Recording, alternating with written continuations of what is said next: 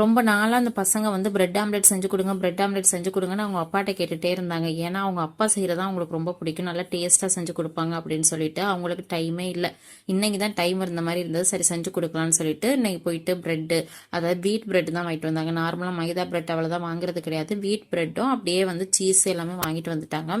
வாங்கிட்டு வந்ததுக்கப்புறம் அதை வந்து நல்லா நெய் போட்டு நல்லா டோஸ்ட் பண்ணி எடுத்துக்கிட்டாங்க தனியாக. அப்புறம் வந்து ஒரு 5-6 முட்டை, அதில் நல்லா பொடியாக கட் பண்ண வெங்காயம், கொத்தமல்லி, அப்படியே உப்பு, பெப்பர் எல்லாம் போட்டு நல்லா பீட் பண்ணியாச்சு. ஏன்னா எல்லா இடத்துலையும் சால்ட் எல்லாம் இருக்கணும் அப்படிங்கிறதுனால நல்லா பீட் பண்ணிட்டு அதுக்கப்புறம் நெய் போட்டு அந்த முட்டையும் போட்டாங்க. நெய் போட்டு நல்லா முட்டையை போட்டு அதுலேயே 2 பிரெட் டோஸ்ட் பண்ண பிரெட்டையும் வச்சு அதுக்கப்புறம் அதை நல்லா ஸ்டஃப் பண்ணி அதுக்கு இடையில வந்து சீஸையும் வச்சு அப்படியே பசங்களுக்கு கொடுத்தாங்க. பசங்களும் செம்ம சூப்பராக இருக்குன்னு சொல்லி சாப்பிட்டாங்க.